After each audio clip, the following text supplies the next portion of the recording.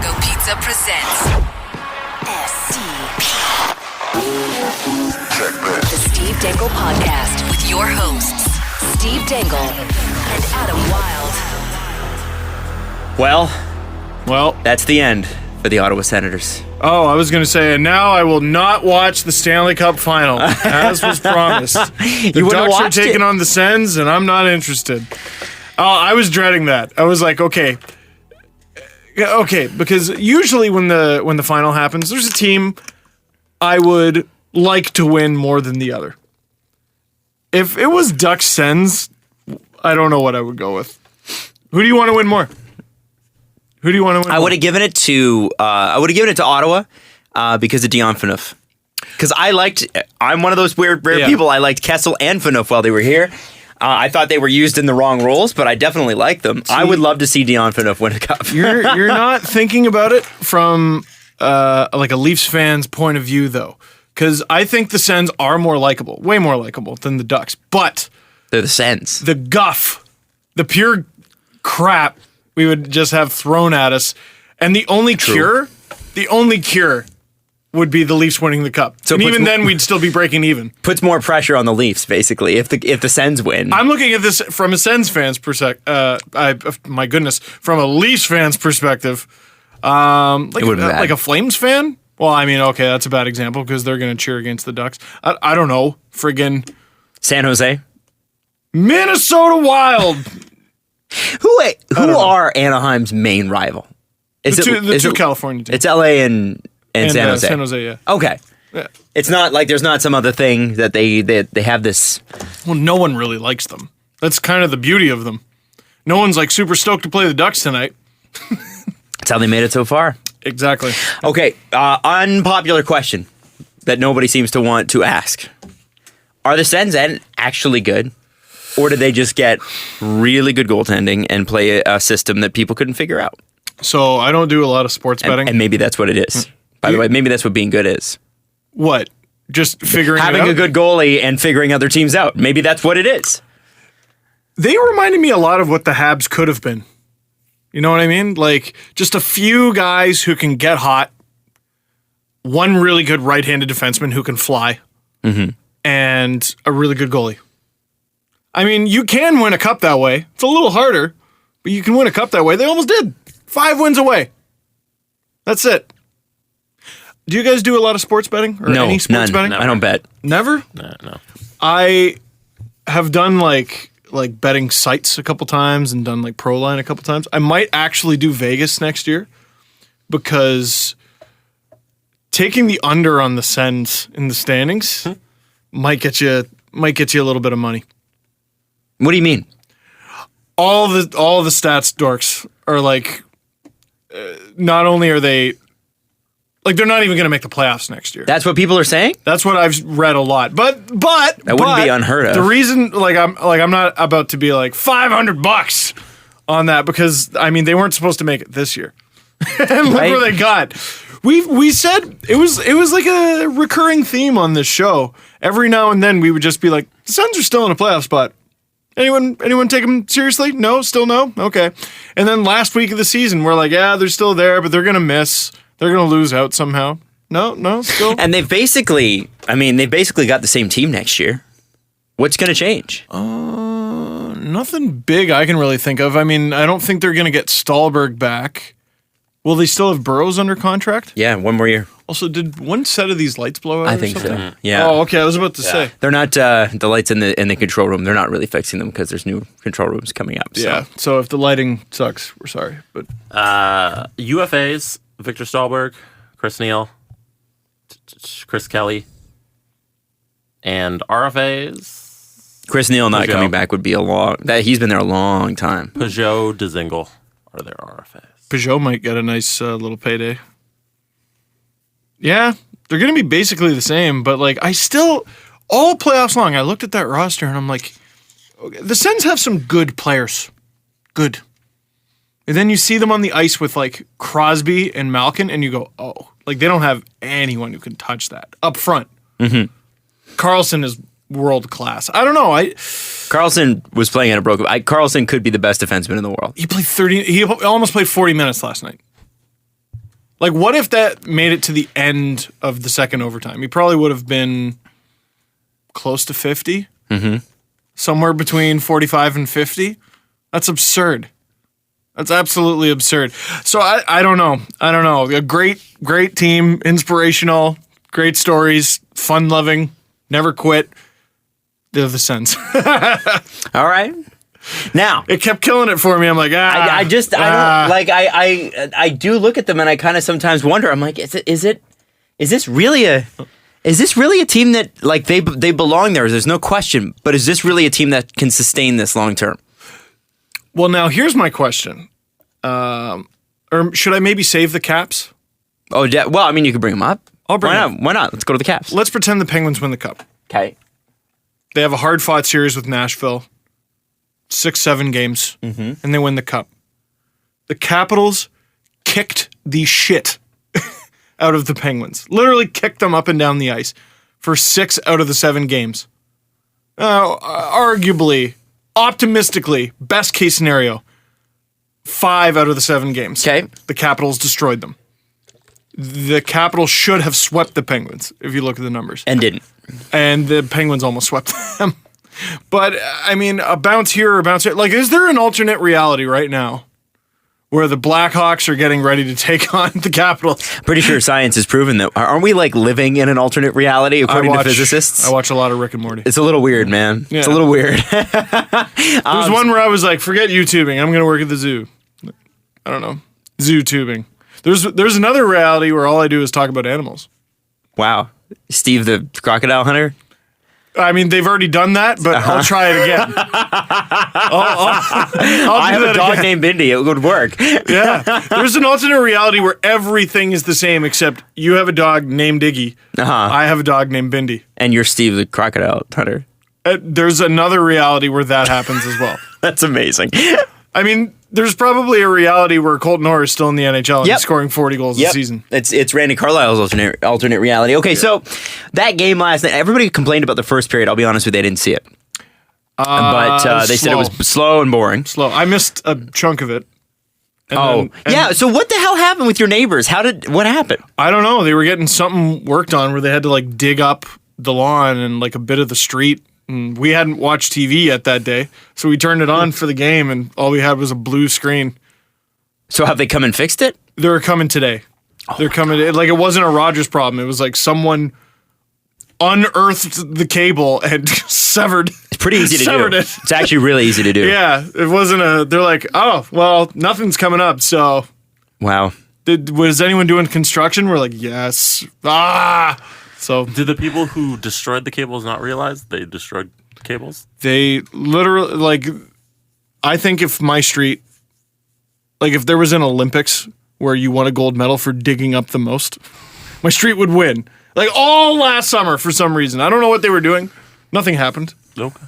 Nothing looks new other than I had to maybe bum a password off of one of my bras for little strum. Thankfully, the internet's not connected to cables, at least in this particular part of the world, because Steve's internet still worked, so I was able to hook him up with Game Center. Okay. So you were good. Yeah. But yeah, can we talk a little bit about Don Cherry last night?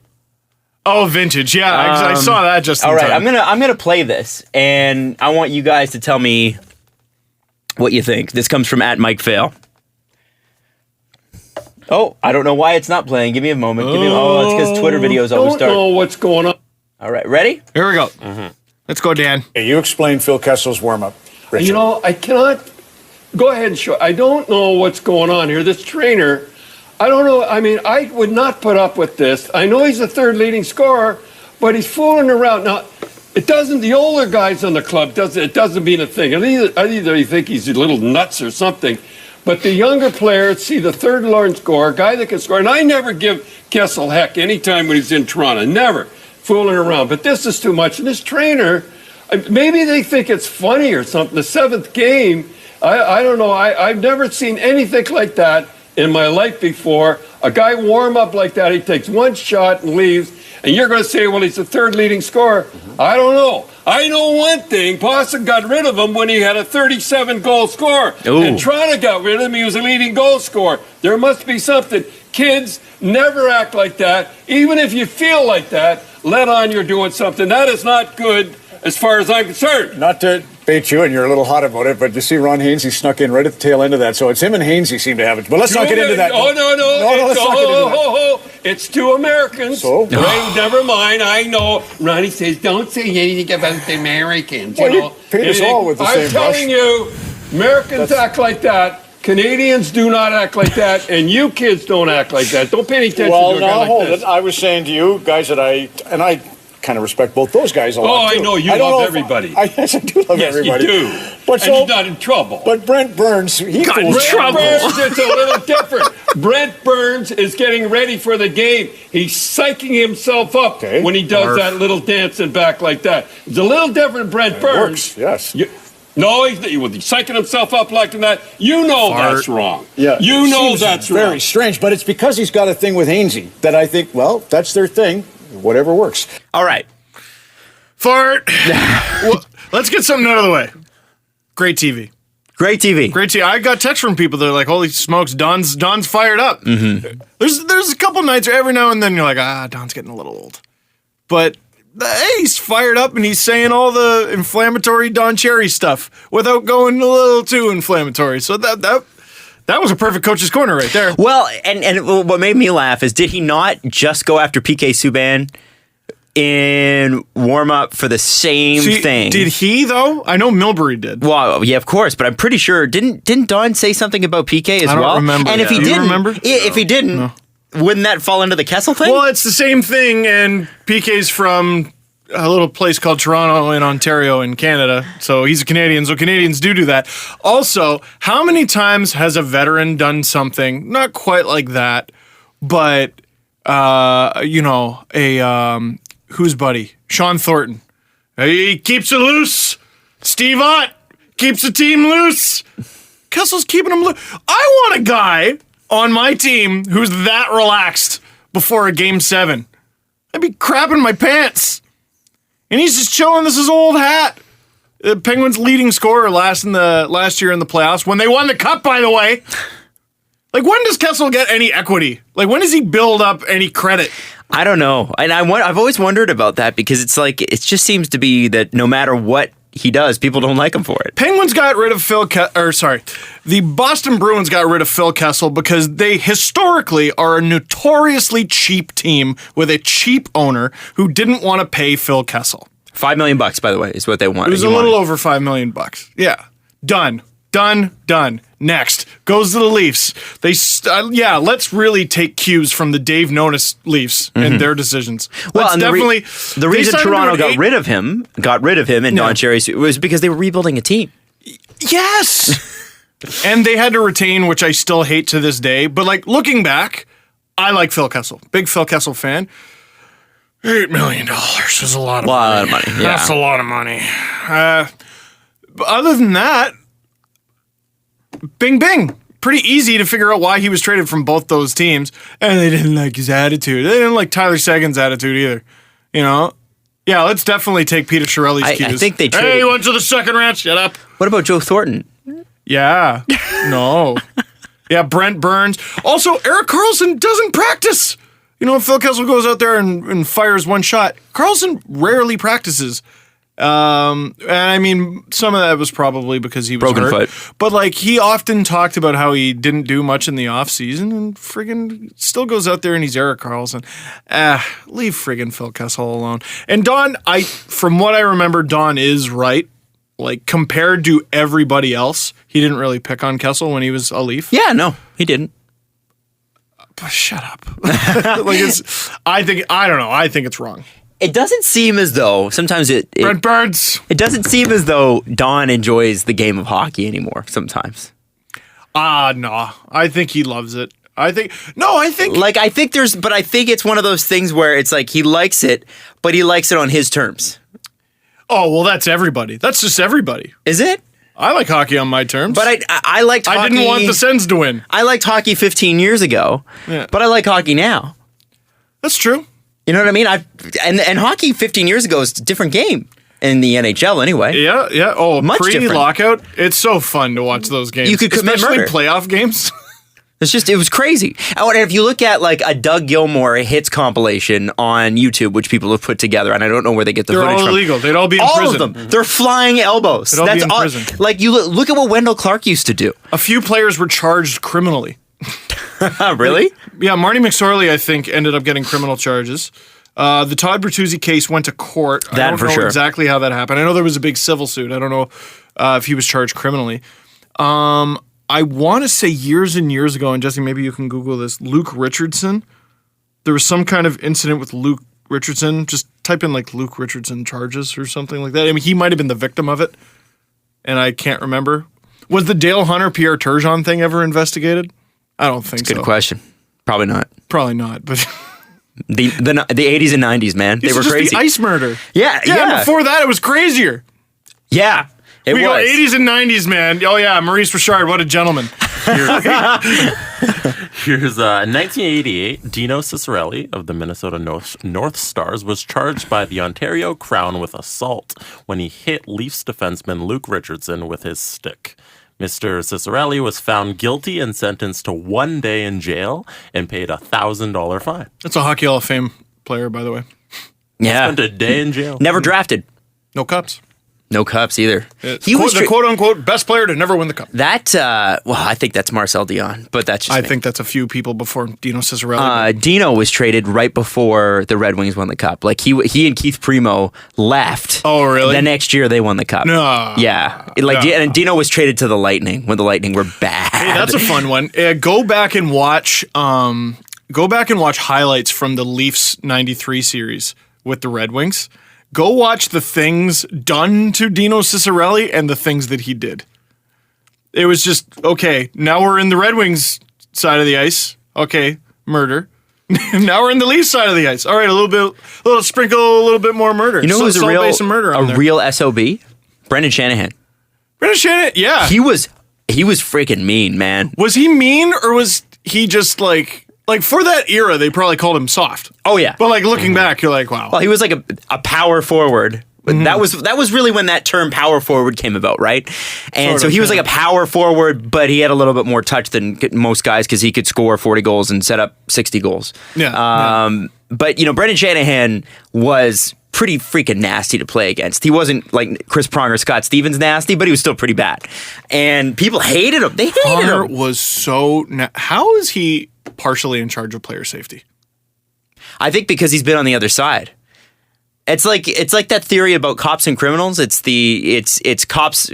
Cops, if they weren't cops, would be criminals, and criminals, if they weren't criminals, would be cops. Like you have to ride that line. Is that a thing? Yeah, there's like this weird theory about and I don't think that's true, but there's this thing about getting too close to the other side, right? Because they're both sides of the coin. Do you know what I'm saying? Yeah, but you wouldn't be like, this guy has been in prison 6 times.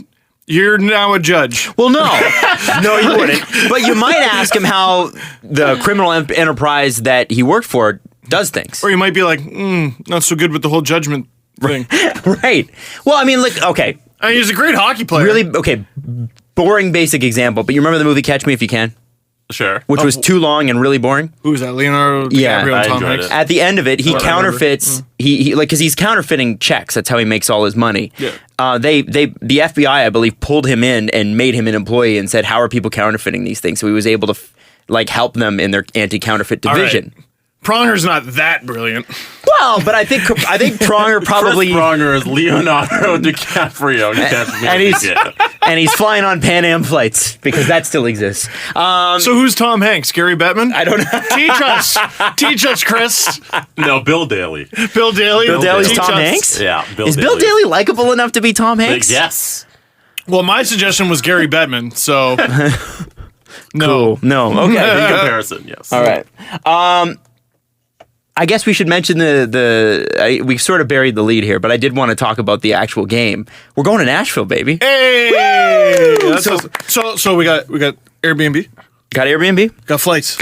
Got tickets. Working on that? No. Oh. We're working on that. We're buying our tickets on StubHub. Because, people kept asking me, they're like, you got tickets? And I was like, think so? Well, here's the thing. We don't. All right. The thing is that when you make a bet sometimes 12 months in advance, you don't expect, that it will actually happen, right? And sometimes you can bite off more than you chew. Than you could chew in this particular case. Are you chirping the guy who's giving us tickets? No, Allegedly? I'm saying I'm not letting. I'm not saying I am not letting him pay that price for the tickets. The tickets in Nashville are crazy, and I don't think anybody could have expected them to be that high. I don't think anybody. Like when the bet was made, it was like, oh, this will be fun. This is cute. We'll see how far Nashville gets because they've never been beyond the second round. Pretty safe bet to make.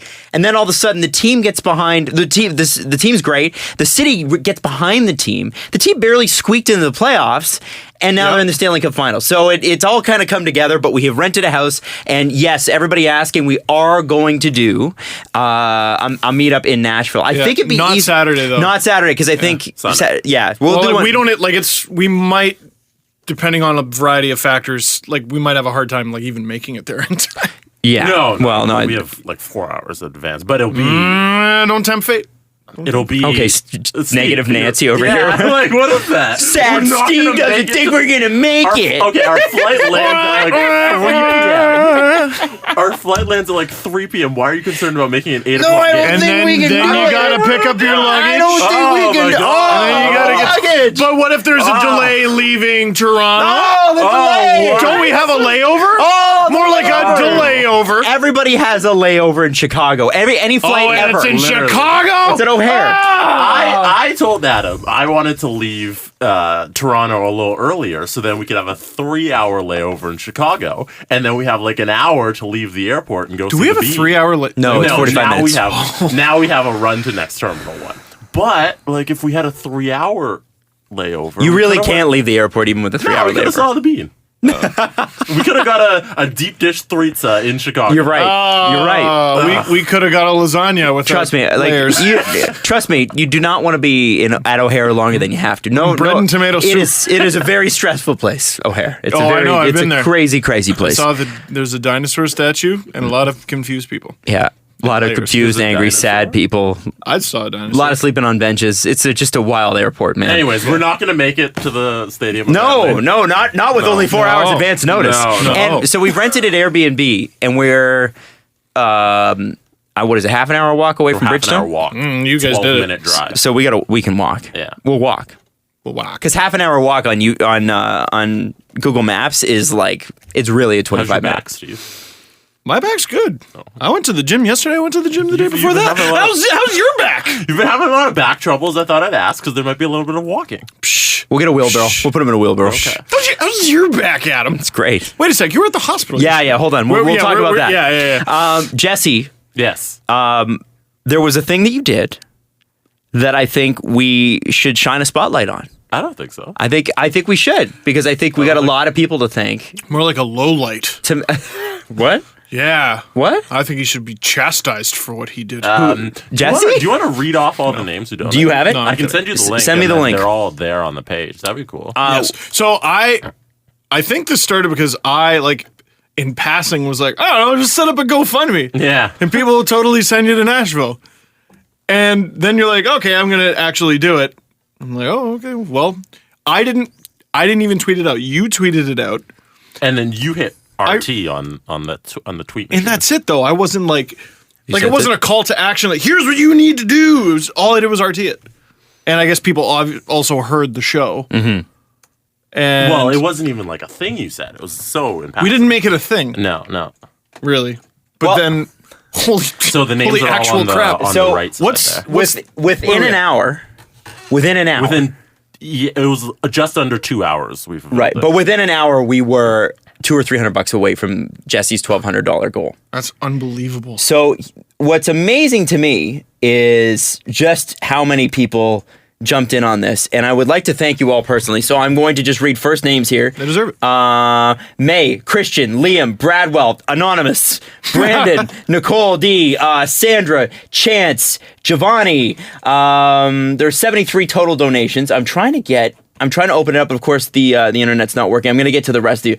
The thing that we were sort of astounded by was just the fact that you would do that at all. And we were so, I just think you got to know that we're so grateful for the continued loyalty that you show this show. Yeah, is that okay? Because it's not loading on my computer. Up and down. All right. So we've got I was going to offer to do it, but I'm so May, slow. Christian, Liam, Bradwell, Anonymous, Brandon, Nicole D, Sandra, Chance, Giovanni, Vince, Stephanie, another Anonymous, Brenton, Tyler, Connor, Logan, Nate, Anonymous, Courtney, Ian, Daniela, Cody, Dylan, Adam, nice name, Stephanie, Christy, Eric, Krista, Pam, Mark, Terry, Konstantin. How about this name? Konstantin Karatanov. Wow. Lacrosse player. Brian, Nora, Elaine, Esther, Jordan, Chris, William, Mo, James, Katie, Anonymous, Stephanie, Joey, Chris, James, Anonymous, Alexis, Warren, Ellen, Jen, April, Michael, Anonymous, Zoe, Magden, Katie, Amanda Kruger with a $200 donation. What? And right under her, Catherine with a $50 donation. Dan with a $30 donation. Stephen with a $50 donation, even though I don't really like that name very much. Adam, Robbie, Lucas with a $69 donation. Alex LeBlanc, $100. I noticed that. There were a few people who donated $69. Yeah. Nice. Just because I thought it'd be funny. Anonymous was $70. Michael, Chris, Daly, Arun Singh, Carson Raycraft. I think that was everybody. And I just want to say, like, we were really, truly astounded by this. Yeah. And so we got more than we wanted or needed. Yeah. We got more than you wanted or needed. Yeah. So what are you going to do with the rest of the money? So Steve called me afterwards because I was kind of blown away by all the support that we got, and we kind of decided that. Well, because Jesse felt bad for some stupid reason. Yeah, and then I got over it. Oh, okay, good. Good. So we decided, gave you that money because they love you. Yes. They love you and wanted to treat you. And we love them. Yeah. We love you. Thank you. That is so unbelievably kind. Yeah, seriously. So we decided any extra funds, anything that's left over, we're going to give it to the Montreal Children's Hospital. Yeah, PK Subban's It will hospital. be hand-delivered by Andrew Berkshire in person. Is he going to do that? I don't know. No, we got to make. But no, we have to make that happen. It has to happen. So like, He doesn't know that, but it's happening. Oh, he'll do it. Transfer him the money or whatever, any extra funds, and then he'll hand deliver it. Yeah, and we're Because it'll be donating. hilarious. We're donating all our YouTube money from this past month, and I don't know. We'll probably throw in some more too. I don't know what the final total's going to be. Yeah. Because we're going because for a variety of reasons, but we also love PK. Yes. We want to. Jesus, we want to give some of it back. Yeah, I think so. And I think, honestly, it's just a tribute to the show in terms of not the show itself. The but listeners. I look at the show as it's not just a show, it's like a community, right? Yeah. Does that make sense? Oh, no, absolutely. So when I look, so thank you for everybody that donated, and you know what? For anybody that just listens, thank you. Yeah. Really appreciate it. But Adam, we could have just taken all the money and just thrown it like at like PK's hospital or something. We could have just taken all the money. Okay. Yeah. Listen, if you have a problem with it, okay. I don't know. You know what, man? I could take a dump in the middle of the street, and half the internet would like it, and half the internet wouldn't. I could give a shit, honestly. It's funny. That's true. A lot of people would be like, you know what? That guy's got charisma. Yeah. And the other people are like, that guy deserves a citation. Yeah, I don't. A lot of people they did it. I think to make themselves feel better. I don't. No, I think we should apologize. Yeah, you want to apologize? Say, we're sorry that you don't have a dedicated fan. Wow. Listen, you deserve this for the son that you I would like to personally apologize to you. Yeah. For not just funding the trip entirely with all the millions of dollars I make. Mm-hmm. Oh yeah. I found out I'm really rich. Okay. I'm pretty stoked about it. Yeah. It's so good to be newly rich. Like, it's exciting. Like, I'm glad it's not old hat yet. Mm-hmm. It's nice to be newly stinking rich. No, we should also apologize that they have such busy lives that they have the time to put out negative energy into the world. I'm just so sorry. Your life is so fulfilling. Let me put that you have to take to Twitter to be so negative. Let me take it. Okay, fine. If people disagree, fine. Could care less. What I want to make certain is that we're gonna go to Nashville. We're gonna see a Stanley Cup Final game, and after when we do our meetup on Sunday, we're gonna have a blast. Yes. For everybody in Nashville, for anybody that's a Pittsburgh fan that's flying down. We're not your enemy. Well, no. Maybe a little bit, but I want to make sure that we show the Nashville listeners a good time. Mm-hmm. So that's what we're going to do. We're going to have to throw a big party when we're down there, and it's going to be all about the people that listen to this show who are down there. And we know there are a lot of you, so thank you so much for listening. Mm-hmm. And thank you to everybody who donated. Thank you to everybody who's just even showed their support. That's cool. And if you didn't show your support, thanks for listening anyway, because we know you are. So thank you. We really appreciate it. So let's move on, because I don't need this negativity. I don't need these people. No, I know. No, I think we should definitely use charities to make ourselves feel better. I agree. Because that's what charity's for, is making yourself feel better. Right. Well, if there's anything that I've learned about Twitter, it's that you will never, ever gain the moral high ground. No. So just stay out of it. No, I mean, we had, over 70 people just give because they're awesome. Yeah. That's the story here. Mm-hmm. It's awesome. Kyle Dubas to the Toronto Maple Leafs, according to to the Colorado Avalanche. Apparently, according to Elliot Friedman this morning on the Fan 960 in Calgary, that window's closed. Do we even have time to talk about that last show? I don't even remember. It didn't happen last show. Okay, so it's come out. It throws me off when there's 2 days between the Tuesday and I'm actually kind of glad. I'm kind of later that day. Kind of glad we didn't go. Yeah, congratulations. I want to thank you for having to go to the hospital yesterday. I'll tell you, I got some stories for you. Oh, I know. So Elliot Friedman said that the Avalanche asked and received permission to talk to Kyle Dubas. But here's the thing. Evidently, when Elliot Friedman made that report, not everybody in the Colorado Avalanche organization knew that.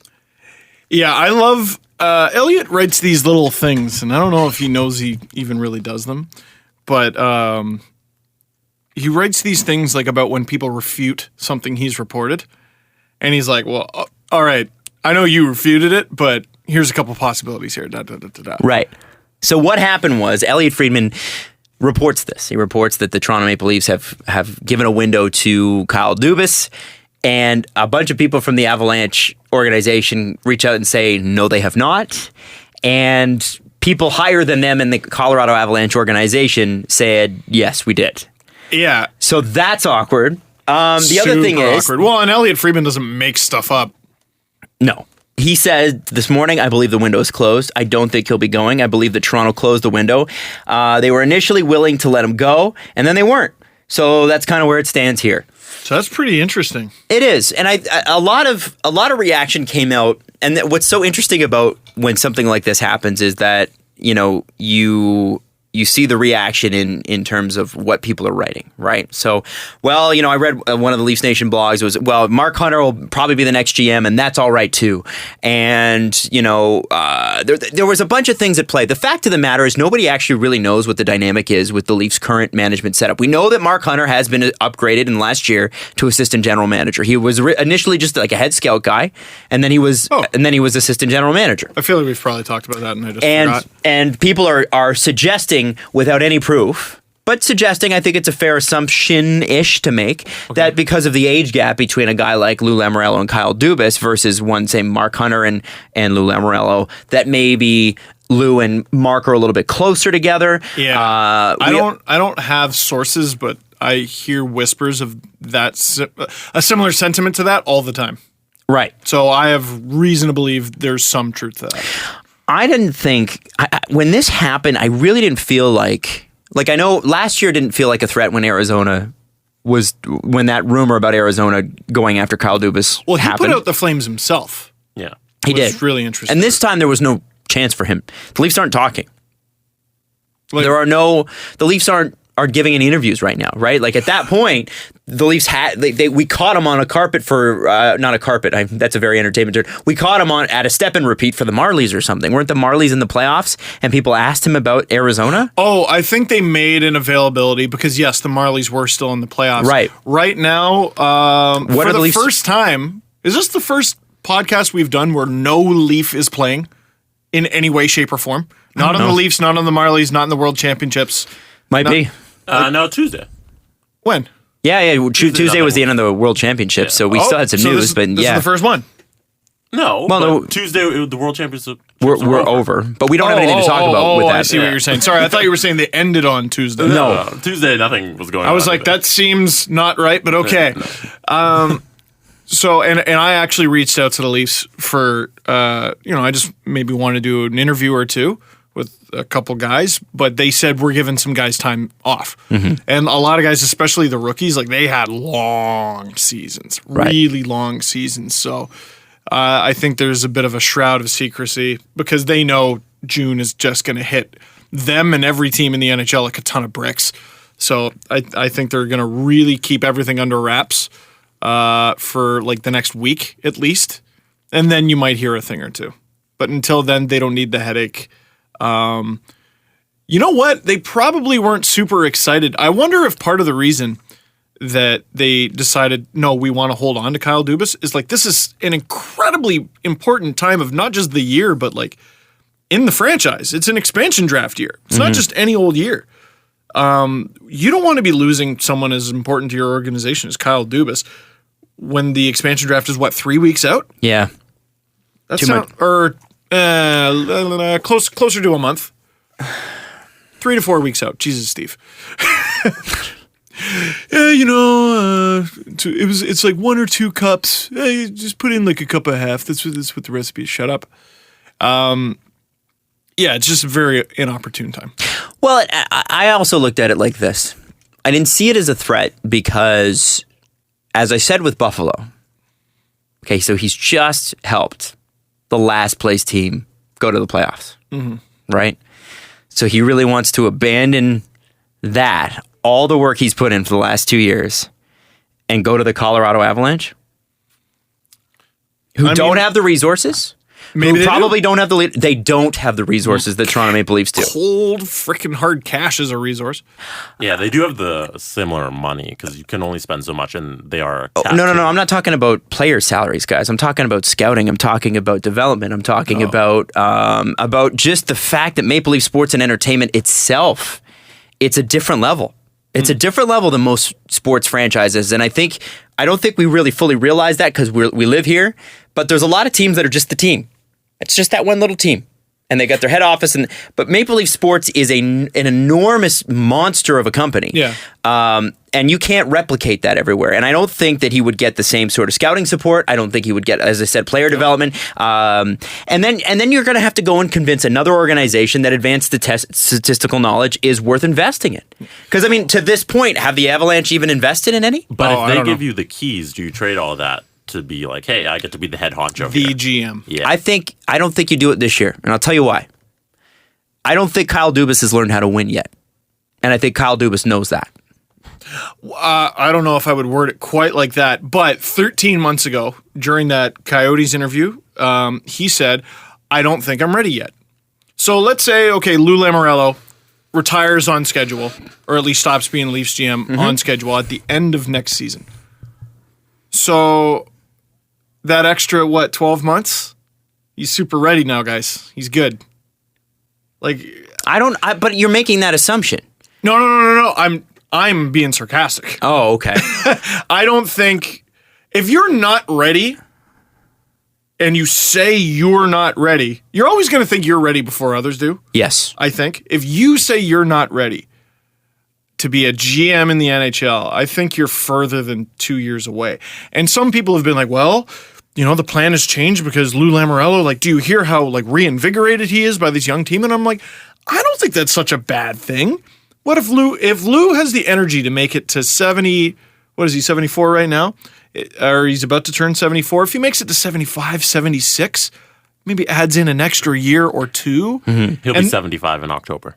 Jeez. Okay, so 76, 77. If he manages to make it that far, Kyle Dubas is just that much more ready when the time comes. If he just has the patience for it. Well, and I think it's also up to him. You're literally handing him the keys to the biggest franchise in hockey. Yeah. So, to me, 12 months of waiting is worth it. Doing him a favor. You saw what happened to John Ferguson? Yeah. That's what I'm saying. That's what I mean by same situation, but that is what I mean by not ready, not has not learned how to win. He's been a part of this rebuild. But remember, Kyle Dubas, as much as he was the start, the first guy in the door, is surrounded by brilliant people. He has a better supporting cast as like Marley's GM / assistant GM than he would have in Ferguson had. Yeah, well, and he better than he would have in Colorado. Probably. I mean, they've already committed to keeping the same head coach as last year in Colorado. Are you kidding me? It's weird. A lot of Avalanche fans were pretty miserable about a lot of stuff, but most of the time when I brought it up, they were like, "No, wasn't the coach's fault. Wasn't the coach's problem." So, did the coach tell? Was it Peter Horachek's problem? The Leafs fell off a cliff? I don't know. No. But I mean, it's not like the coach told them to do some of the boneheaded plays that they did. The coach didn't tell them to pass it backwards on a breakaway. That's true. The coach didn't injure Semyon Varlamov. I think Kyle Dubas has got to want to see this through just a little bit. Also, there's nothing wrong with Lou Lamoriello stepping aside next year and still being an associate there and still being a part of the team, not necessarily heading it up. Now, I understand next year if they don't hand him the reins, Kyle Dubas goes, I get it. Yeah. But you have the opportunity to be the general manager of the Toronto Maple Leafs for the first time since the mid-'60s, a team that is really, truly rejuvenated. An ownership group that really, truly wants them to win, and a management group literally from the top of the pyramid on down committed to not just making money, but winning. Mm-hmm. And you're going to pass that up to go to the Colorado Avalanche? No offense to Avalanche fans, but if you grew up here and you want to be here and you've worked 2 years here and you've seen the turnaround, guys, I'm sorry. I don't see him leaving. And there's nothing wrong with practicing your handoff. I ran relay, and we were fast. Our track team was fast. Our handoff sucked, and it killed us. I know I'm going back to grade 8 here, and I know I'm talking about track and field, not management, but we were really fast, and we slowed ourselves down because we had a crappy handoff. So I look at Kyle Dubas, and I go, metaphorically speaking, that's a really fast runner. Lou Lamoriello, for his age, that's a really fast runner.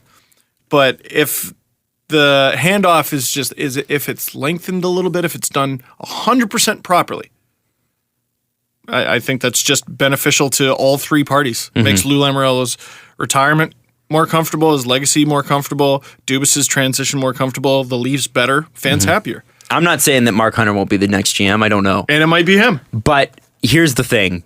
I don't imagine that Kyle Dubas leaves. I just could not imagine that happening. Mark Hunter could get hired and fired. Like, hired, have a long tenure as Leafs GM, and get fired before Dubas turns 40. Yeah. Yeah. And then if they let him go, they've let him go. It's like Masai Ujiri. He went to Denver, and then they hired him back. Masai Ujiri was a assistant GM with the Raptors, and then they let him go to Denver. He made the Carmelo trade, got GM of the year, and then the Raptors were like, okay, we'll take it back. Is 31 in November, by the way. So he's still 30. He's got time, man. He's got time, and he knows it. And whatever Colorado could pay him, the Leafs can match it right now. If we grew up in the same area, he would have went to high school with us. Yeah. Totally. And he would have been two grades older. I think you got to remember too, when you switch jobs like in major corporate, you don't know what you're stepping into. You don't know what the power situation is. Joe Sakic is a legend there and a legend within that organization. But what if Joe Sakic's not great at running the organization? What if? Can you imagine? And you've got to take what orders would that from him. look like? Would that look like 48 points?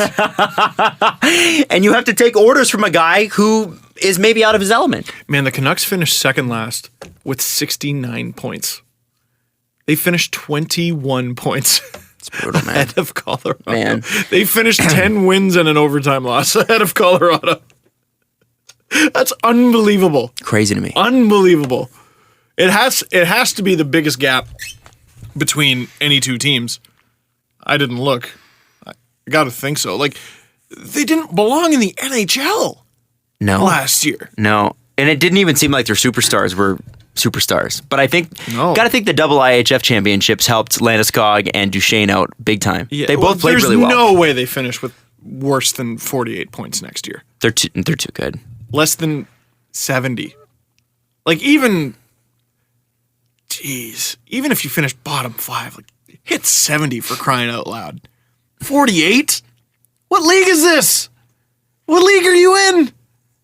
I want to know how many teams in leagues that don't even have 82 game seasons Had more points? Finished last and had more points than the Avalanche. It's a good question. We should look at this SHL What did standards. what did the last place team in like the OHL have? I know the Or, like- KHL would not have matched because the KHL, when they have good teams and they have bad teams. Bad teams, and they just folded one.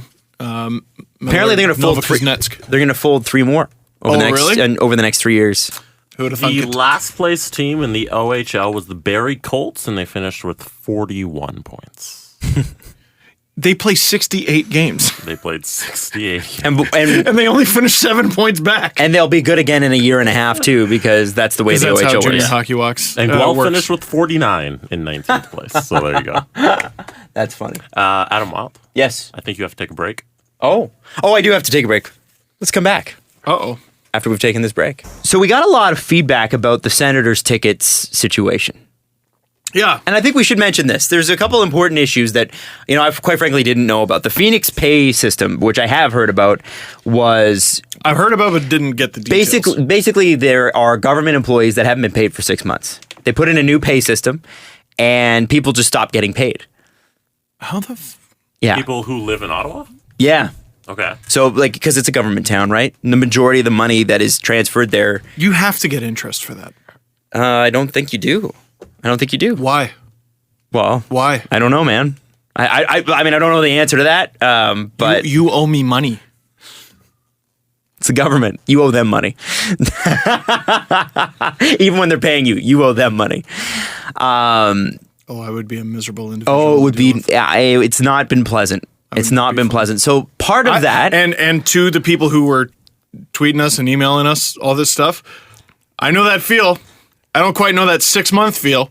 6 months with a mortgage feel. But every employer ever, there's been some kind of payment issue. well, and here's the problem: if you get paid all that money back in a lump sum, they'll tax you like you get paid like that every week. So if you got paid Disgraceful. that same amount of money, that's the problem they're having. Is that okay? So let's say the government owes you. You've over 6 months, you've accumulated $50,000, and they haven't paid you, right? But they give you Jesus, $50,000 in 6 months. Say you're making big money. Well, Okay. you're working for the government. I would hope you're doing well. And Working for the zoos, working for the $50,000 they pay you at once. Yeah. Well, they're going to tax you half of that, even though you don't owe that. Even if that's not your bracket, they're going to tax you more than half. I think it's a 58% bracket. that would change your bracket. It would change your bracket. Disgraceful. Now, so that's Disgraceful. part of the problem that they're dealing with. Now, I've seen a lot of Sens fans come at us with this. How can I afford? I got a family. Games are at 8:00. That means I've got to be down at the game at 7:30, and I'm not home till midnight, which means I got to hire a sitter. Yeah. And how can I afford a $500 ticket on top of that? The biggest problem I have Also, with are they $500? well, here's the problem. No, they're not. The tickets range from $67 to $500. Yeah. The tickets. The ones that weren't sold were the cheap Or the ones. cheap ones. That's exactly what I'm saying. The $500 tickets sold. The $60 tickets didn't. That's what they have to address. I hope it didn't come across as a lecture, like fans aren't being good enough fans. No, I think- that wasn't what the fans are there. Yeah. The hardcore fans are there. I just don't think enough people live in Ottawa. Well, I think they do. I think that the More than Winnipeg? where the arena is a problem. Also, 18,500 people is a lot at a hockey game. Ottawa proper is like Boston? Maybe bigger? Are there No, are there smaller enough- surrounding area. Are there enough hockey fans with the disposable income in that region? That's the question. Clearly I no. would say yes. I think there is, man. They're not Sens fans. I think there is, and I think that the part of the problem is the Metro Ottawa area is kinda sparse. it also has Gatineau. They also include Gatineau in that, and Gatineau. There's like one bridge going in or out Gatineau of it. is also, there is a line. We talk about that invisible line between the United States and Canada. There is a Franco-Anglo line there, and a lot of those people in that particular quarter of the metro area are Montreal Canadiens fans. Yeah. And they grew up that way, and so be it. And from the traffic angle, so after we did our hockey night in cinema there, I was going to stay in Gatineau because that's where my wife was going with her friend. We could have gone in separate cars anyway. So they were telling me about what the traffic situation is like getting out of Gatineau. And I'm like, okay, I can deal with that and add like an extra hour or two to my commute. Or it's 10:30 at night. I could drive back to Toronto now. But And I did that. But you've also been to LA You've seen the trouble it takes to get to Anaheim's arena. Oh, Florida's arena is way out in the middle of nowhere. Well, and they have major Well, problems. they have huge issues for that reason. But they can still sell out a playoff game. I don't know what their playoff numbers are. Probably for less money, but yeah. And I think some people were helping us out with our Coyotes theory. They did sell out the 2000. They did. Yeah. 12? Yeah. Yeah. Somebody said that. Well, Western Conference? I think the fact that they put it out, and at the time, it's no longer, but at the time, the arena was in the middle of a cornfield. Mm-hmm. The fact that they put Sens? it there, yeah. Oh, I know. It's not. It's built up around a little bit, but First time I went to a game there in 2011, I thought I was lost. But I was like, oh, there's a bunch of cars here, so... Unless there's some crazy all-night farmer's market. I went out to the don't know Junos, and there was like I was at a hotel, like a Holiday Inn or something like that, and I'm like, oh, great. They put me out in the middle of nowhere. Come to realize that it was right beside the arena. And I was like, oh, right. So I can walk to work. They have this built is great. it up a little bit. They It's have. improving. I don't know. I think what needs to happen, and I think everybody kind of knows this, is they need to find some way to get that arena downtown. Or just continue building towards it. Yeah. I don't know. I just it's tough, man. It's tough. It's a tough spot. It's a tough spot. It's not You're not great. maximizing your dollars, right? And that's what you need. I think you should move it to Toronto. Second Toronto team. There you go. In the ACC. All good. Yeah. Then you can complain just as much about Leafs fans buying all the tickets. No, I feel bad for Sens fans. They took a beating. Like, that is another thing. Like, that would have kind of been nice is they took such a beating on that ticket fan thing. base on the ticket thing, on the boring thing, and they rallied around the boring thing for the playoffs. Like they were a really good sports as a fan base, I thought, despite all the oversensitive things that were written about them. But it's the Sens. I just couldn't. Man. I couldn't because I mean a big part of being a fan is trash talk. And what am I going to say? We have Austin Matthews. Why do we have Matthews? In hopes of one day winning man. Come on. It was hard, man. I couldn't cheer for you. I'm sorry. Yeah. I tried. You understand? No Sens fans are going, go Leafs. Doubtful. And Doubtful. that's the way it should be. What Flames fan is like, as long as the Oilers bring it back to Canada, like, Nobody as wants long that. as an Albertan team, like maybe, Yeah, I know. I don't know, maybe if you're not the most hardcore fan, but that ain't me. So yeah, anyway, we understand those difficulties, but here's the thing: no matter what, Ottawa is big enough and has enough expendable income to support a team. We know that. I think it's arena placement. I think totally. it's location, and if you could find the corporate sponsorship, and that's the problem, they don't seem to be able to do that. That's part of the reason, like all this stuff about putting a second NHL team in Markham.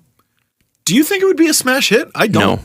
Well, when I Richard don't. Petty was on the show, and I always kind of go back to that because we asked him about that, and he talked about just and you should read his book for this, the economics of running a stadium, right? Yeah. Like the fact that the Skydome broke even for its first 4 years and then has run at a loss ever since. Not anymore. I think it still runs. Well, I mean, Rogers. Not today, because Rogers paid $1 or whatever for the that's true. for the building. So now they're making money. But they, but operating costs would the Jays attendance take care of that and the Jays player salaries, and probably not, right? Mm-hmm. Rogers probably marks some of that down as, well, we've got Rogers everywhere and there's a lot of, availability of Rogers products in that building, so we can probably mark it down to something else. I'm sure there's a business justification for it.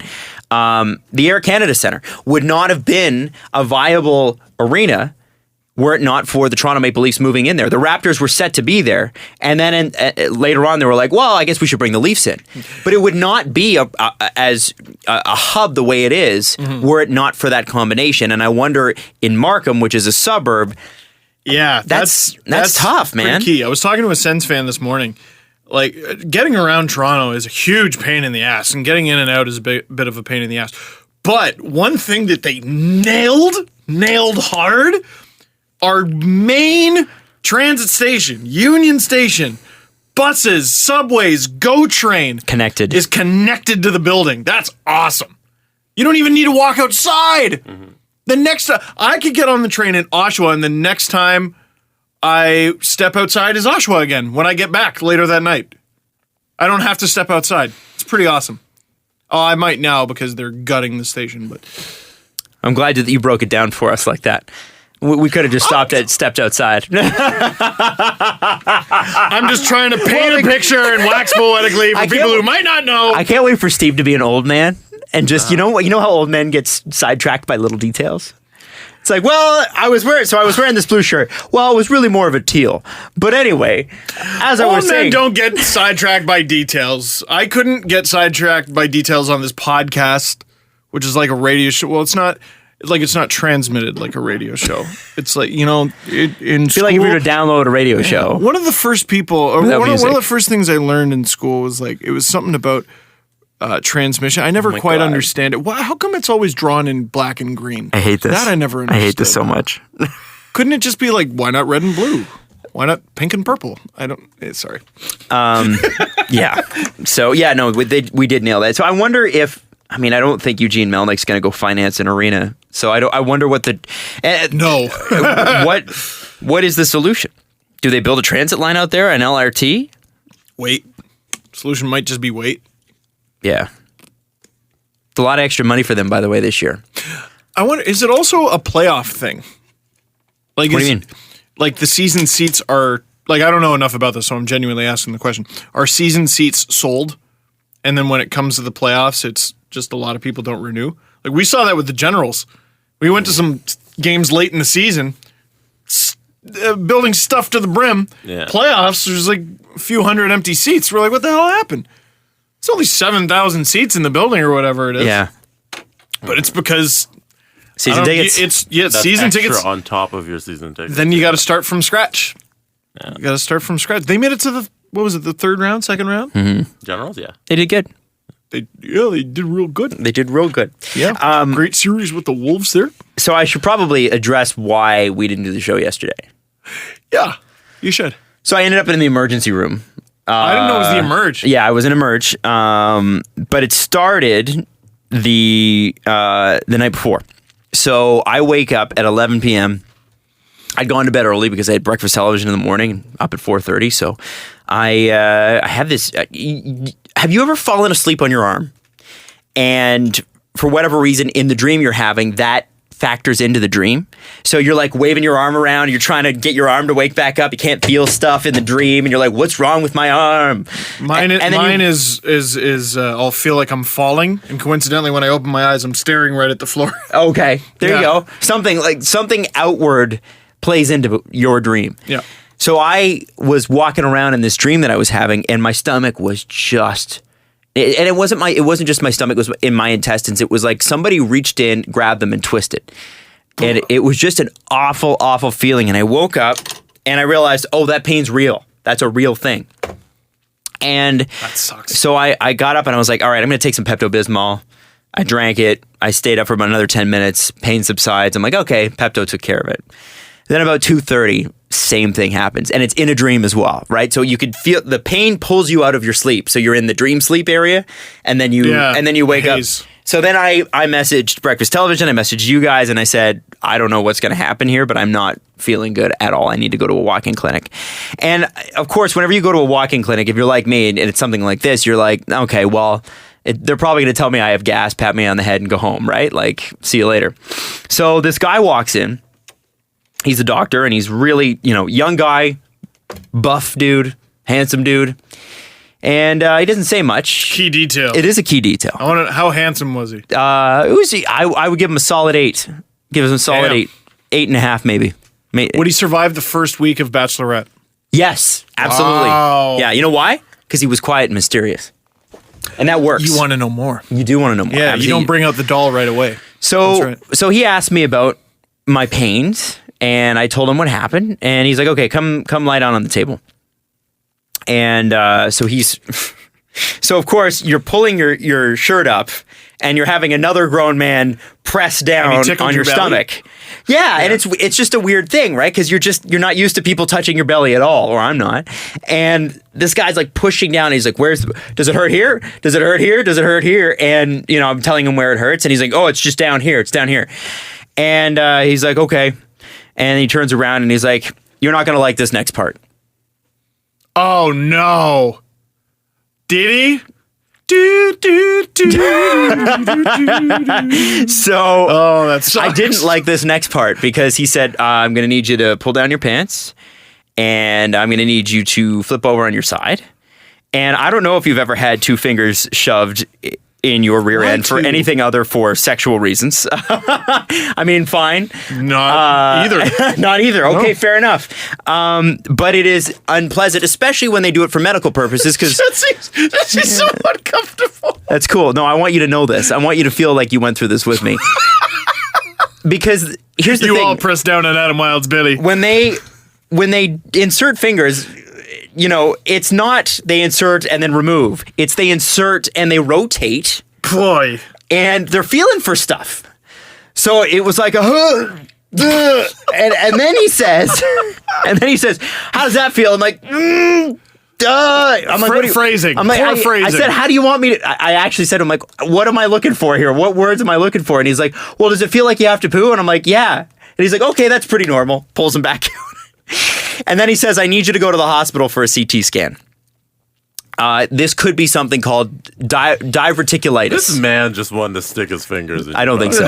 I don't think so. I don't think that's an enjoyable part of his job. I don't know if this was a medical professional or what place he walked into, but did it even say walk-in clinic out front? It did say walk-in clinic. Or did it say bathhouse? It said walk-in clinic. Okay. So he's like, I want you to get a CT scan. Adam did this like above a Popeyes. In just downtown Toronto. Said he was good with his hands. What? Yeah. So he sends me to St. Mike's, which is like downtown hospital, 120 years old, absolutely bananas, right? Like your downtown hospital in your town is crazy all the time. It's the oldest hospital. It's the one that they've, tried to retrofit over the course of the years, and it's the most rundown, but people are really good there because they have to be. They're on it, right? They're getting everything all the time. Yep. So I walk into the hospital. They register me and they send me up to the third floor to the CT scan room. They take blood. Holy shit. They do this whole thing. Question. Yeah. How many people recognized you in the hospital? Oh, a few people did. And it was... How many pints of Adam Wild blood are floating around on eBay? I don't know. I don't think that's worth any money. Did you take any pictures? No, I did not take any pictures. Did anybody ask you about Dina? No. I was about to say, they put him under anesthesia and the last thing he hears is Dina. They love Dina. They did tell me they love Dina. So yes, they did. I want to hear about... Three or four. In the hospital, they were like, we love Dina. Yeah. And one of them actually said, we've met before. Oh. And I was like, oh, and she's like, I came to your Christmas party, and I was like, oh, it's very nice to meet you again. Like, I'm again, you have to remember, I'm in pain here, right?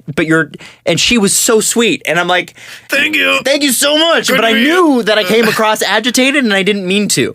But it was awkward, right? Because you're like, I'm really in pain here. Can we just register this? Because I've already been here 45 minutes. Can we make this happen? Probably didn't even register. Well, no, but she's dealing with people much worse. Oh yeah, yeah. And she's like, whatever. You got some cramps. Get out of here.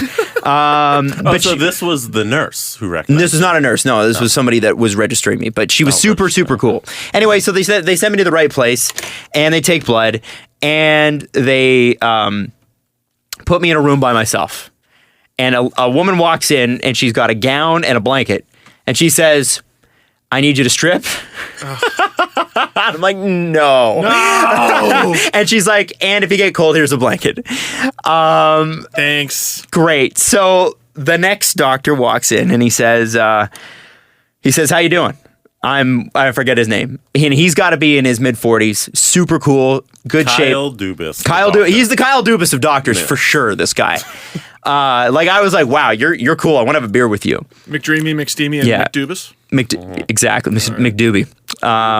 And he says to me, so, here you got some cramps? And I said, yeah, and I explained it, and he goes through and presses on my stomach again. And he's like, listen, man, here's the deal. I know you were sent here for a CT scan. CT scans are radiation. So here's the deal, man. If we were to do a CT scan, it would basically it'd be giving radiation to all your major organs. He said, I'd like to avoid that if possible. Jesus. So instead of frying your nuts today, and that's what he said. Instead of frying your nuts today, I'd like to just tell you what's going on here. He said there's a chance that you have diverticulitis. He said the problem is diverticulitis is this. It's your colon intestines, which are usually semi-straight, like a pipe. They sometimes, as you get older, start to form like bays on a lake, right? We all get diverticulosis eventually, which is a very complicated version of it, but essentially it means instead of food going right straight out, it gets caught and sometimes it'll get infected because it's like no longer straight. Not in a kink in the hose, No, like a groove. Just a groove, in the basically. Okay, like imagine a river that has bays on it. That's what diverticulitis puddle. somewhat looks like. Yeah, and for anybody in the medical profession, I'm botching this, but this is what they told me. So sometimes when you get diverticulosis, it's the syndrome. It keeps coming back, and you have to keep draining those areas. Oh man, and which is really gross. But he's like, chances are you don't have that. He said because you're 29 years old, and he said you and I will both get this. He said, but not yet. He said I'm in my mid 40s and I don't have it yet. And so he said, what I really think is that you've got a lot of people waiting to leave your party. He's like, I think you got a lot of people knocking on the door. He actually said that. That's what he said. So I he told doesn't you this want to guy's fry your nuts, and you got a lot of people waiting to leave the party. to leave the party. So he said, he said, we used to treat this with antibiotics. He's like, what we have found over the course of the years with diverticulitis, if you have it, is that A, it soothes itself, it eventually fixes itself. B, the antibiotics don't really do anything. So, unfortunately, you're just going to have to go home and drink a pile of prune juice. And so the explanation he gave you is basically the explanation they gave Mr. Burns. Yeah. They just have a bunch of puppets trying to go through the same door. Exactly that. So thankfully this doctor, and I'm so grateful to him because he didn't also put his fingers in my butt, which I appreciated. I'm always thankful when people I'm avoid that. so grateful for that. It's You not should walk up to comfortable. every stranger you see today and be like, thanks for not putting your fingers in my butt. Sure, that'll go over well. So that happened. He sent me home. I drank prune juice. And the reason that I missed the first period of the game yesterday and on Cherry was because I drank prune juice. You had some painting to do. Yes. So that is my story. I missed yesterday's You went to the show. hospital because you had to poop? I went to two doctors to find out I just had to poop. I have never had to poop that bad. It's not fun. I don't recommend it. No. It sounds great. It sounds like, oh, you got a day off work for that. Hey, girl who tweeted me right before the show saying she had a long road trip and wished that she had a podcast to listen to. How do you feel now?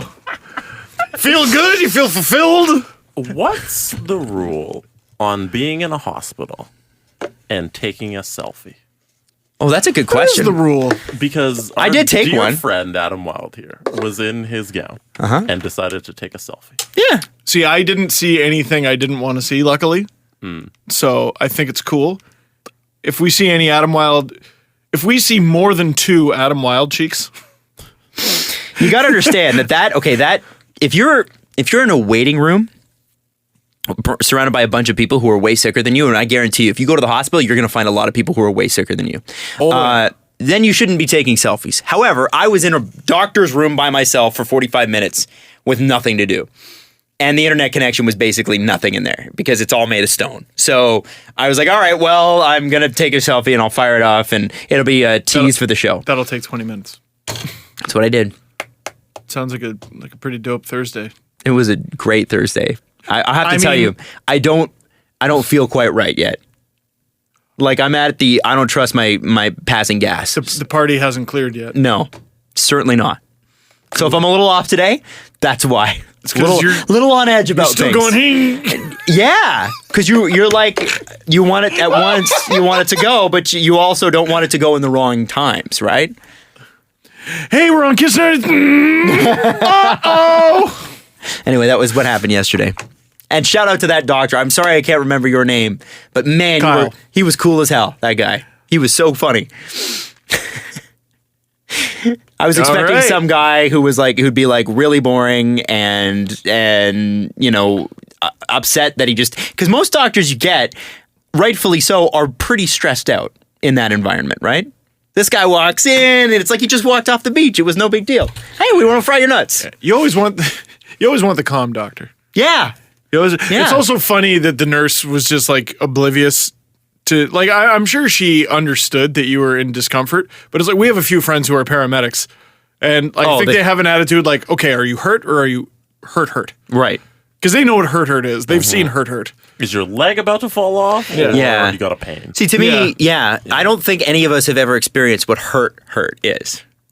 Oh, like have you ever broken a bone? I don't think so, no. Jesse? I think I might have hairline fracture. I've broken my arm. Okay. Yeah, so that might be hurt. Yeah. That's hurt. hurt. But it was okay because I was playing football and then I was like 12 or whatever, and they rode me in the ambulance to the hospital. So did it even that's bad. Like pretty standard. That's what I'm saying. It was kind of standard, just sports injury. Yeah. I don't think we know what hurt is. Yeah, I think there's hurt, and oh shit. Yeah. So I dropped a tire on my head last week. That hurt. Yeah, but that's not. I cut my eye open above my left eye twice, and both times. Well, the second time I drove myself to the hospital, even though I had a giant gash there. I wasn't hurt. That hurt. That hurt though. It hurt, but I was fine. Yeah, but it wasn't hurt. Yeah, Zach Wierenski. Zach Wierenski. That's hurt. That's a little bit of Ben Lovejoy on the plane. Yeah, that's hurt. Yeah. And then there's. I don't know. I thought turning the lawnmower upside down would be a good idea.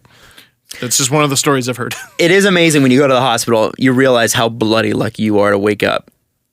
Just wake up. Oh, I was like, and the sentence is nope. No, you're just lucky. You're lucky to wake up. I wake up without tubes.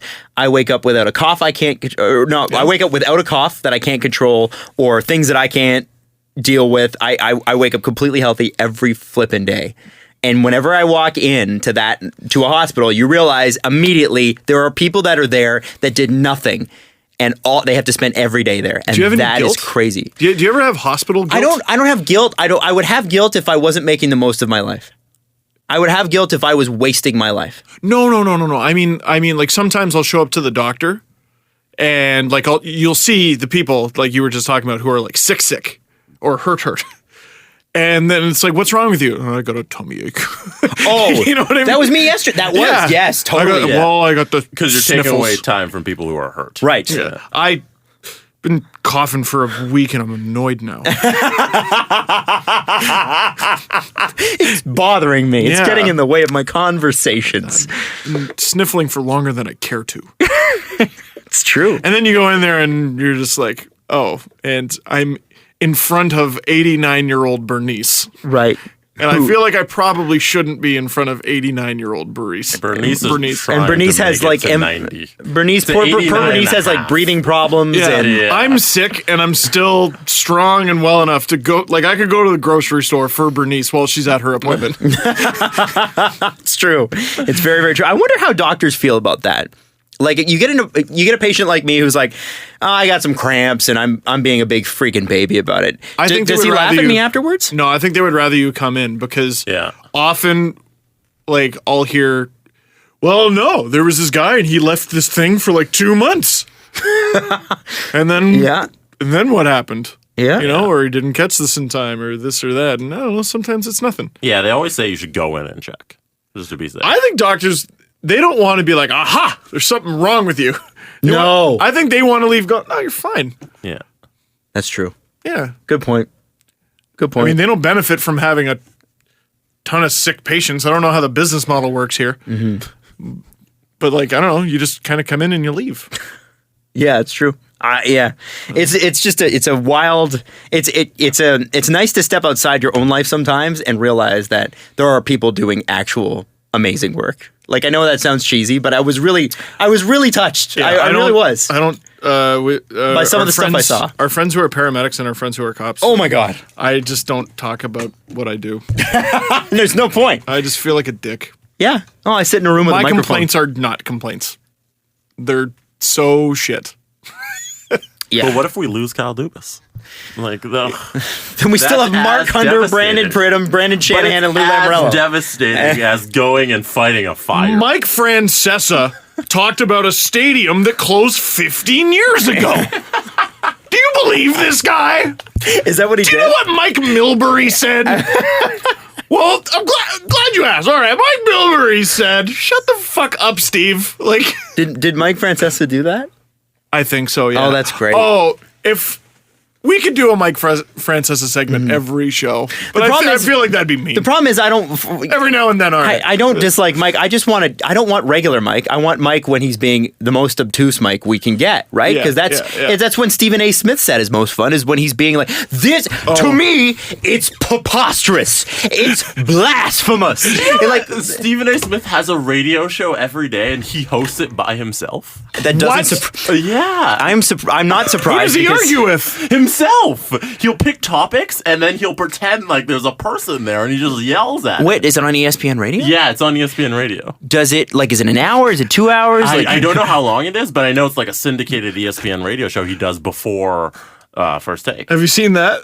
This tweet going around? It's by a guy named David_J_Roth. P.F. Chang's waiter recites the specials. Stephen A. Smith acts surprised. To me, that's preposterous. Crab Rangoon, things of that nature. That's preposterous.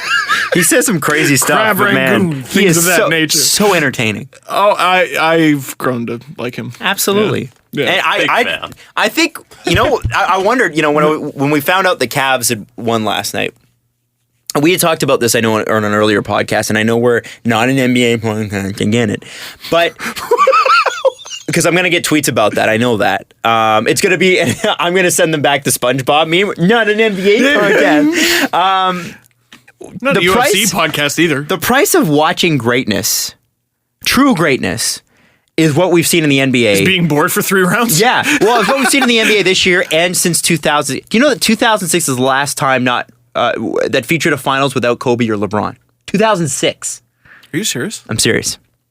Holy smokes. Isn't that crazy? That is crazy.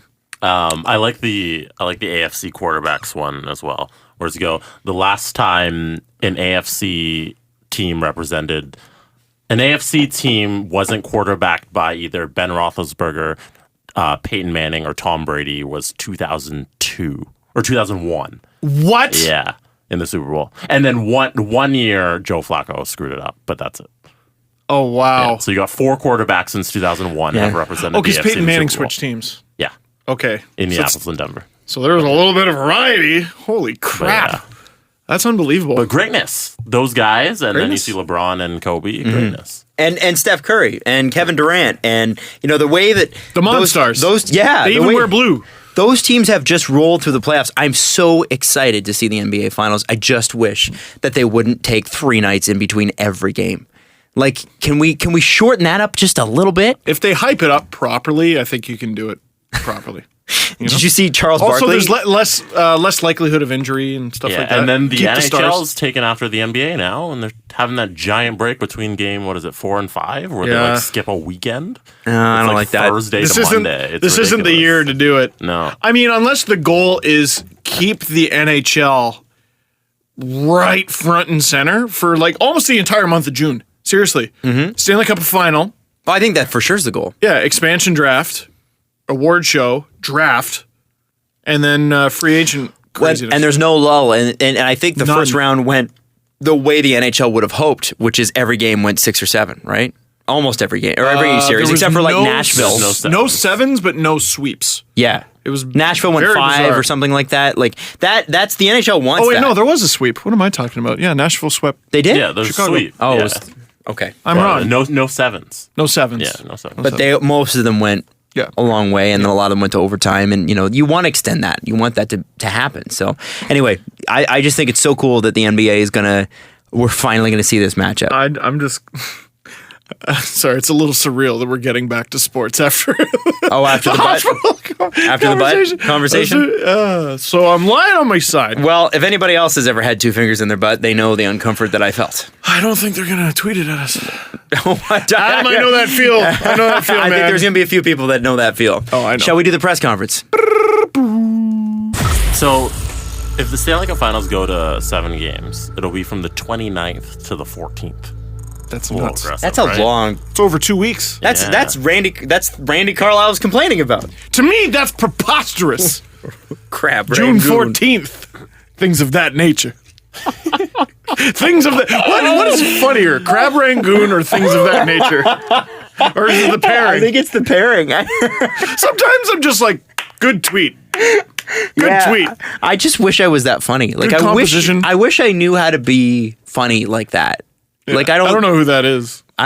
Brilliant. Absolutely brilliant. Like, do you think there's people who like they don't actually like they don't do anything, like they don't have a huge social media presence, but they have one fire tweet. It gets like 50,000 retweets. Yeah. That's it. I think that is their internet footprint. There's people like that every single day. That's crazy. You go and you look on their profile, this tweet that comes in, it's like 100K retweets, and you go and you click on the profile, oh, 1,000 followers. What's the last And thing that's the it. Wendy's Nuggets guy said? I want free nuggets. I want free nuggets. Yeah. If you guys had to do a Waboom style entrance for the Bachelorette, what would you do? Steve and Adam. Hello. No, it has to be extravagant. You have to like an obnoxious. You have to get Rachel's attention. You have to go internet. Well, viral. the thing is with Rachel, I don't think Rachel's a big entrance kind of person. But if I had to But be, that's not your goal. If I had to be an obnoxious jackass, and that doesn't mean I don't like Lucas. I think he's a great obnoxious jackass. I just still think he is. Yeah. Well, I think what I would do is come in like a rock star or a wrestler, right? So if I'm getting out of the car, I want confetti cannons. I want pyrotechnics, and I want like some sort of heavy metal song, like Metal God from Judas Priest or something like that, or some sort of Megadeth thing. That's just me, and then I could kick out my foot. Yeah. And be like, hey, and then you never forget that, right? I was thinking like Stone Cold's entrance or Goldberg's entrance. That's too like threatening and ominous. You need something fun and exciting like Shawn Michaels. I'm just a sexy boy. Sexy boy. Yeah, you get to do your little pose. All the fireworks. Take off your leather chaps, whatever those are. Reveal your heart pants. I think that'd be good. Shawn Michaels' That'd be entrance. That would be I like that. very good. I like that. I would. I'd like a YouTube series of Steve recreating wrestling moments.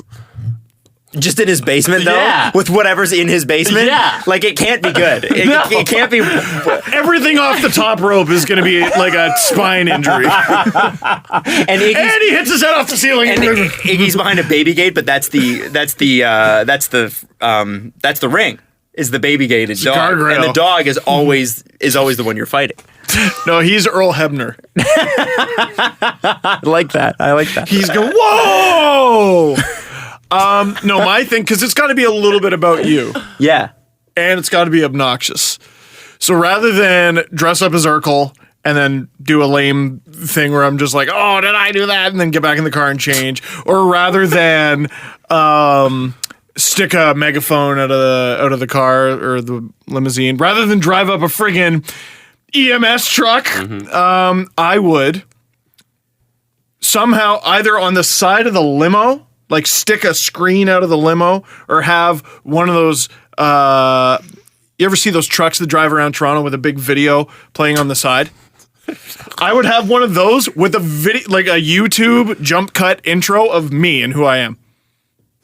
Because I'm the YouTube guy. Yeah, I'm on The Bachelorette, Jesse. I'm not trying to be Martin Scorsese You know, here. it would be really great if Steve had one of those billboard trucks and it drove up and it had a YouTube thumbnail.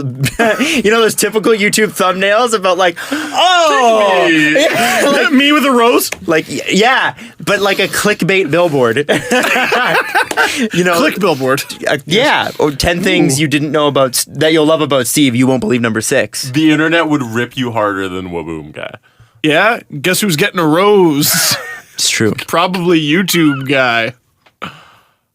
I like it. Hey guys, just hanging out with Rachel. You Think your she's gonna selfie pick cam? me. Totally think she's gonna pick me. I gotta be Eric Cartman's version of a blogger. Hey guys, what's up? What's up, all my peeps, You mean YouTubes? Eric Clarkson? Wow. Eric Cartman's version of a YouTube blogger is dead on what most YouTube bloggers are. Oh, I know. Like dead the hell on. I hate when people are like, I hate YouTubers, because I'm like, me too. Even though I am one. You're self-loathing? I am self-loathing. Oh, because like I don't enjoy most YouTubers. I sometimes watch them and I go, I can't figure out what the draw here is. Although I'm sure, like, you know what I mean? Like, I don't get, how do you get 1 million people to watch you when you're not giving me, like, there's no content here. There's nothing here. The thing, like, okay, just vlogs. My friend Joseph has a vlog, and it's just about his life. He's got a really interesting life. He works for the Sabres and the Bills. Okay. Like, he just won an Emmy. Oh. He did a vlog where he went to the Emmys. Fuck yeah, that's interesting. That's super. Yeah, that's cool. And like he'll go to film shoots for the Sabres. He gets to interview people, and he's like, "Hey, here's how you edit something." He's extremely good at ping pong, and like he'll just bring something to ping pong and just this is what ping pong. And he'll play ping pong by himself. Two rackets, and he plays with himself. But yeah, that's how good he played ping pong against Dominik Hasek.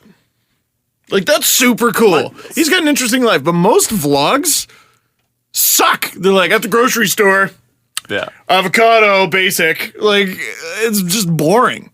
I don't understand. And you look at the views, 800,000. Yeah. So there's obviously something. What? For our weekend in Nashville, are we vlogging? No. I am. You're going to vlog? We're going to vlog this so everybody can enjoy the experience with it. Like, I think that's okay. Okay, well, we can do a short one of the whole trip. Like that. That's, no, you're gonna do the whole thing. You're gonna upload 6 hour-long 6 episodes. in 2.5 days, like or 2 days. Just, hey guys, like, getting our boarding passes. It's like, hey, Adam's going to the bathroom. Hey, Adam, how's it going? Bathroom. It needs to be like, in the bathroom at the airport. All right, guys, we're going into the. Wow, what a game! Like a super aggressive jump cut where we skip over all the interesting stuff. Oh my God, it's Pikachu! Wow, so we're back at the airport. Yeah, so Nashville, but just the boring bits. Oh yeah, we're here at O'Hare Airport. We're not to our destination. This is just a layover. Wow, they have different coffee places than us. Isn't that interesting? Wow. That's crazy. They have Dunkin' Donuts here. What? Bed's not. Pillow's really fluffy. I don't know. I like a stiffer pillow. I don't know. What do you guys think? Leave a comment down below. Yeah. Don't forget to smash that like button. Holy shit! Smash that like button. Smash that like button. I'll break your goddamn keyboard. Hitting that like button. That's funny. Oh my God. So yeah, we're vlogging. I can so easily do this shit. Yeah, why don't you? Pride. Why don't you just hate yourself, Steve? No. Well, also the thing is it wouldn't be. Hey guys, cry to bed at night. Cry myself to sleep every night. Hand motions. It's got to be, hey, how you doing? That's really funny. There's always hand motions because there's nothing to catch the eye in those shots. So they have to do a bunch of hand motions, and you got to move your head and be like, "Whoa, check this angle." Crazy hand motions and head movement in a video. What kind of idiot does that? Yeah, I know, right? Like, I don't know. So much of it's hypocritical, but we got to throw in tons of jump cuts. No one here does that. It'd be hilarious if they were bad jump cuts. I've gotten longer, though. I've gotten much longer. Okay. Yeah. Listen, I get the jump cut thing. Because there's no need. Like, sometimes I'm like, why am I doing that? I get the jump cut thing because it recatches your eye. It actually is something proven to keep people invested a little bit longer. Yeah. No, there's a reason people do it. Yeah. It works. I'll do it after. It does work. I forgot to upload the video I made today. But so the video I made today. You know what'd be great is if we had a bunch of jump cuts that just cut off mid-sentence. Yeah. What? We should do a jump cut podcast. Oh my God. That'd be painful. You know what I think about the So anyway, the Stanley Cup Final. My prediction is that. So anyway, that's the podcast, guys. Really appreciate you listening. Oh, Adam has a story about taking a. Anyway, no, we should really end the podcast now. No, so I have a video today where I list 7 penguins back to back to back to back. Once upon a time, that would be 7 clips. Wow. I would say each name in a separate clip, and I'm like, no, okay, take a minute, practice saying those 7 names. And then just make it one clip. Say it. Don't be an asshole. Like, wow. And film each individual name. Yeah, no one needs to see me go, Oli Mata, Sidney Crosby, Brian Rust. I almost remember the order. But then also, it looks kind of cool. Yeah, it does. No, it doesn't. Sometimes, maybe. Yeah. I don't think it would have looked cool in this instance. I don't know. Maybe. There might have been a way I could have done it. Yeah. I don't know. It should have just been all different corners.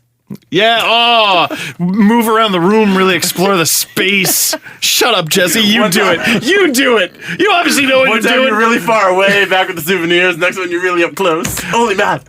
I've done it all. I've seen people I've done it. Like I've seen people vlog on couches, and you could tell they're just reaching for straws, right?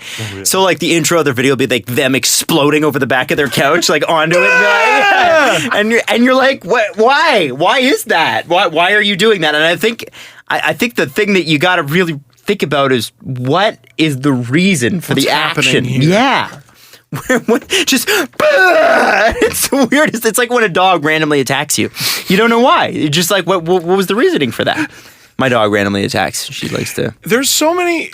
It's like, okay, if you had to write like a very short 1-page essay about the video you just saw, what happened? What do you mean? What's it about? There's a lot of videos with, hey, Steve, what are you watching? I don't. There's a guy, he's talking. He said some things. I think the difference is there's people that do like makeup tutorials. They do, crafts or whatever. I look up tie tutorials. I don't know how to tie a tie. Absolutely. But then there are people that are just like, hey, I'm in my bed and I'm talking about, and I had this conversation with my mom last night. That I don't get. I don't understand that. Dumb. YouTube Works though. is genuinely a great tool to teach people things. Yes. You can go and you can show them, there's video, and you upload it, and you show them, hey, I know this knowledge, and I'm sharing it with you. But then, what am I learning when I just see that you bought avocados today? Nothing. Because it's interesting. It's not. I think, like, yeah, if you have crazy things happening to you consistently, I won an Emmy. I played ping pong with Dominic Hasek. I'm in Italy today. Then you're just being entertained by, like, a TV show of this, but the TV show is actually this guy's life. But your TV show needs to be interesting. Mm-hmm. So I have no problem doing some vlogging stuff for Nashville. I think that's actually a good idea. But, you don't need to do it all the time. My life isn't interesting all the time. Should we film it that way, though? Oh, what's up, bros? It's done. Yeah. It's done. Like, Hey, guys, just Nashville. Smashville! Smashville! Graphics! Puppy runs across the street. Smashville, do you smash the like button? Oh! Using that too much in Nashville. Make sure you smash that like button. Smash that like button. Button. Button. You know what YouTube is? YouTube now is what radio was in the 1980s. Just wacky? It's just wacky. It's just so much whack. What a fucking hypocrite. Whatever, man. Who cares? We're all hypocrites. Anybody that's not a 100%. hypocrite's not a human. We got any more questions? We got tons of questions. Oh, right. We started the press conference and then went on a 10-minute Who tangent. wins the damn Stanley Cup and how many games? Oh, man. Boy, I don't know, man. I look at Ottawa's defense. Carlson is otherworldly. But outside of that, who is like really exceptional? Nashville's got 4 exceptional defenders. You give them the edge on defense. I think that the edge goes to Nashville. Enormously. Like Pittsburgh, and it's due to injury. It's due to cap restrictions and injury, so it's doubled over. They got guys I don't even recognize. Seriously. Like, Penguins fans, help me out. Am I wrong in saying that it's a steep drop-off on the second line of Phil Kessel, Evgeny Malkin, and Scott Wilson? Sorry, who is that? If I should be excited about him, tell me, because it's possible I just missed him. What? Like, and their call-ups are getting injured. Was Chad Ruedel or Roadwall? Was he part of the original like starting roster? I don't think so. No. Like Tom Kuhnhackl was like a depth player on the team, and he's out. They miss Hornqvist. If they can get Hornqvist back, I think that's big for the Penguins. Frankie Corrado. I give Nashville the edge on D. I give Pittsburgh the edge on forward. And I'll tell you why. I don't know that. Malkin and Crosby. You got to look at the centers, and unfortunately, They eat them alive. Johansson's out. Yeah. Yeah, they eat them alive up the middle. But I feel like Nashville's strength was never really depth up the middle. Like, can be. So they're lacking Mike Fisher. Mike And Fisher Ryan didn't Johnson. have a point in these playoffs. Yeah, he might be playing Seriously, injured. That's probably why. Well, unless in the last couple games he didn't. Is he going to come back? He might, and that would help certainly. Did he? He didn't play. He missed. I know he missed one game. Did he? He didn't play Game 6, did he? I think he missed at least one. He might have missed two. Okay. But like I feel like that was never really their strength. So their strength is still intact. Their strength is their defense is ridiculous. Pecorino is a bit of a wild card. Pretty unbelievable wingers too. Extremely strong on the wing. The Pittsburgh centers will eat them alive, though. But I mean, that's what Pittsburgh does. So I think Pittsburgh's strength is intact. Who is the edge in goaltending? Pittsburgh. Yeah. Okay. Not just because Pecorino has played like old school Pecorino, but when you have Matt Murray and Marc-Andre Fleury, Yeah. like, oh man, one's not having a good night. Let's put in the other guy that got us through 2 rounds to get it here. It is fair to say that Pecorino is a good goalie who's a little out of his mind. Like I think that's fine. It's funny, like I've heard throughout these playoffs all this stuff about Pecorino being great at playing the puck, and I'm like, yeah, except for when he's not. You know what? He plays the puck really well, and then every now and then he's just like bombs away and just Freddie Anderson, same thing. A little bit. I think generally speaking, playing the puck is a bad idea. Stopping it's fine. Playing it, Yeah, but there was I'm trying to remember the game.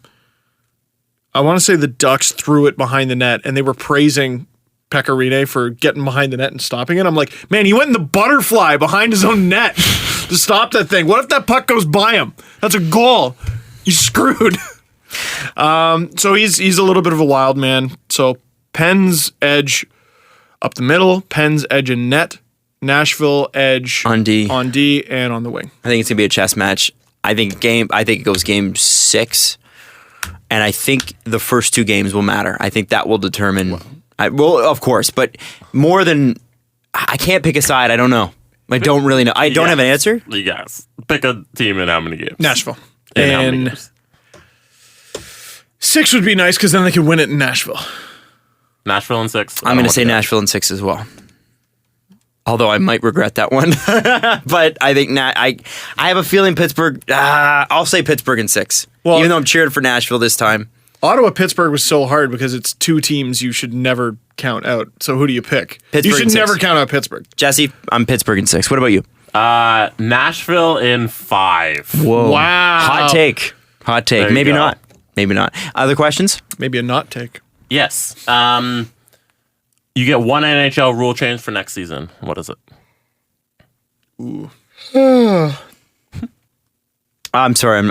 I would think I would like some clarification on what goaltender interference is. If we could just define that. That's the thing they have. Adam, we've defined slashing. It's still open to interpretation. Tripping. How about that Kessel trip? I don't know, buddy.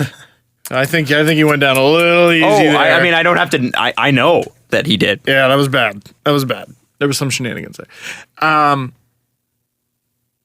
See, I have an idea, but I know how they're going to screw it up.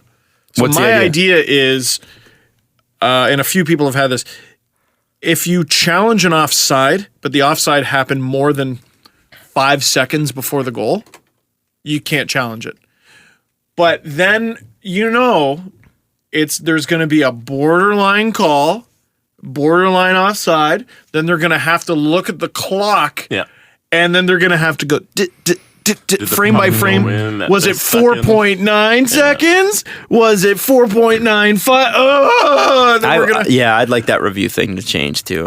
I would too, but there's a way to screw it up, and they will find it. I think the way it is now is tolerable, and you're going to get it right, so you can kind of leave it. There has been a surprising lack of it in the playoffs. Very everybody's afraid to burn their time. Outside of the first round, actually. First round got a little bad. Mm-hmm. But second, third. You don't want to burn your time out. Oh, God. Like, how many goals were really affected during the regular season? A handful? I would like to know I think there was that. I think a lot more than a handful. It felt like there was a review every game. Mm-hmm. No, but how many times was it overturned? No, but in terms of a call that was, even though you saw it on review, it was like, okay, did he actually miss it? Or, because the times they got it right, or it just didn't matter, then those are inconsequential. But the ones that are kind of on the border, like, that's an eye test, he should just leave it. Like, how many of those were there during the regular season? 10? I always go back to what you said a month or two ago, or whatever it was. Like, at least they get it right. Yeah. At least they get it right. The goalie interference one is the tough one. Mm-hmm. Offside is pretty black and white. Goalie interference. But what's the rule change? You can't make one, really. Get rid of offsides. Done. Yep. The correct. Get rid of offside in overtime. 3-on-3. The correct answer is just let 3-on-3 OT play out. Yeah. How did I forget that? That is a correct answer. What would the longest one be? 10 minutes. Yeah, seriously.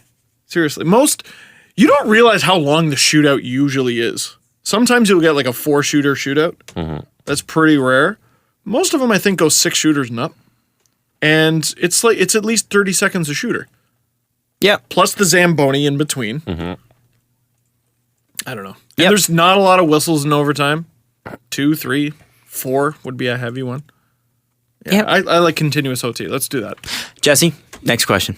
That's it. Okay. Oh, today's blue shirt and khaki shorts day, so send us your pictures of you wearing And I blue forgot. shirt and a khaki Full shirt. marks to me! Who got his blue shirt and khakis in? Well done. It's not even Blue shirt, khaki warm enough short. for this outfit, But you did it. Dedicated. Is this our third in a row? Third annual. Third annual blue shirt annual khaki blue day. shirt and khaki I can't even shorts remember day. why did it start? Because you guys wore blue shirts and khaki shorts on the exact same day by accident. And Wow. then last year we did it, May 29th, and this year, I or did May it. 26th, sorry. And then this Steve year, keeps the tradition alive. Steve kept the tradition alive. Thank you, Steve. You're welcome. For when we do it next year and have like cake. We should get a cake for next year. We should. Yes. I agree. All right, so we will be back Tuesday. Will we have a hockey game? After Hockey game game? 1. Yep. Okay. Game 1's So it's Monday? All right. Imagine. Oh my God, there's going to be no hockey this weekend. I don't like that. Okay, so that's going to happen. And then party time. Have a great weekend. Enjoy getting back to your social life or whatever because there's no hockey until Monday. Happy pooping. Thank you. Follow the guys on Twitter at Steve_Dangle, at Adam WYLDE, and at Jesse Blake. The Steve Dangle Podcast. Brought to you by Panago Pizza. Order at panago.com and stuff your face with deliciousness.